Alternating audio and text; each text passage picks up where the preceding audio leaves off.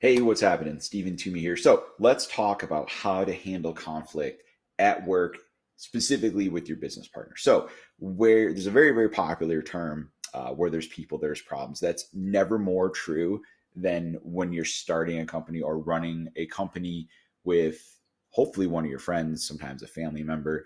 So, hopefully, it's someone that you care about and you have a personal relationship with that you can have honest but difficult conversations because at some point it's going to happen, right? Uh, there's going to be differing views of how to run the company, how to manage morale, employees, revenue, whatever it may be. So, one of the things that I've experienced with the group at Connected, I'm remote, right? Most everyone else until recently was in our Indianapolis office. So, one of the issues that we run into is lack of face to face time. I have 4 children, which limits my ability to travel the 6.5 hours or try to go by plane, which is, basically the same time because the airlines out of Rapid City are just terrible.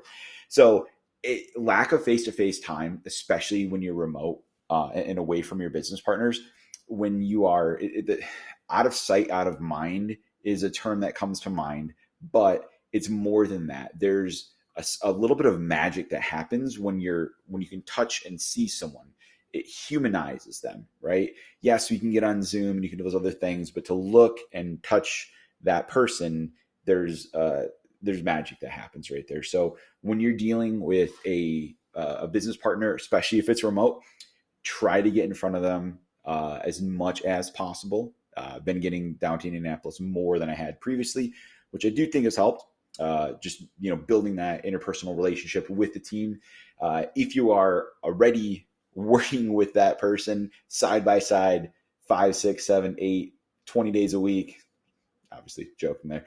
If you're spending that much time with them, maybe take a little bit of a break, work uh, outside, go to a coffee shop, share space, where we work, something like that, where you get a little bit of a break. The time away can essentially make the heart grow fonder and a little bit of appreciation. So maintaining healthy boundaries is obviously a really important thing. So those things will hopefully help you,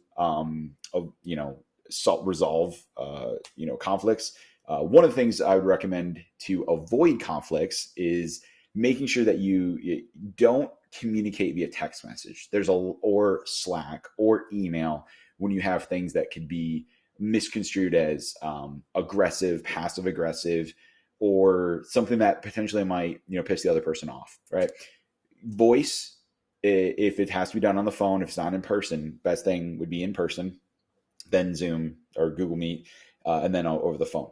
Text message, I've experienced not the best place because there's no tonality, there's no context or anything like that. You can't hear the person's voice to see if they are upset with you or if they're just having a bad day. So having hard conversations face to face or on the phone or Zoom, much better when you have to bring that up. If you start getting into a conflict with this person and then there's emotions that are happening, take a step back. Hopefully whoever's got, you're dealing with people with varying levels of emotional intelligence or emotional IQ, right? Some people have a higher one, some people are lower, and it's not a derogatory thing. You can develop your emotional intelligence just like you can increase your IQ through learning and programming your brain and your mind. So just understanding that people might be triggered more easily when you're dealing with money, when you're critiquing them. Hopefully you're critiquing out of love and constructive instead of coming at them sideways. But understanding that certain conversations are going to really trigger people, and then they might lose their ever-loving mind. It happens. Take a step back. Understand that something else might be happening underneath to get them to lose their ever-loving mind. Could be they had a bad day. Could be their car exploded, broke down. Could be their kid didn't make the football team. Could be they didn't win an award. Whatever it may be, there could be something underneath the frustration, especially the things that are sent via text message. So, try to be the person that takes a step back and let cooler heads prevail. Come back to them in a couple hours or a day or two, whatever it needs to be, and try to figure out what was the real problem, right? The root cause of that frustration. So those types of things, try to be, the term is try to be the bigger person and resolve conflict as quickly as possible. Let the other person know that you value them as a person. And if you're coming across as you're cold or calculating, or if it's money related, if you're perceived as just about the money, try to let them know that, and not just with platitudes, which is just like words or empty words, try to show that, through subsequent weeks of acts of kindness, affirmation, whatever it may be, that can show that person that you're actually interested in them and not just the transactional monetary value exchanged. So hopefully these things that I've learned in my journey, I've been in multiple different partnerships, some great, some not great. And I love partnerships. I think there's a lot of beauty in the power of networking with people that have complementary skill sets and passions. At Connected, I've been blessed with co-founders that are people that are willing to run through walls, jump on planes at a moment's notice, work 16-hour days, things that I just wasn't able to do or willing to do at certain parts of my life. I have done those things, but being the older statesman of the company, multiple different kids, lots of different things that have pulls on my time.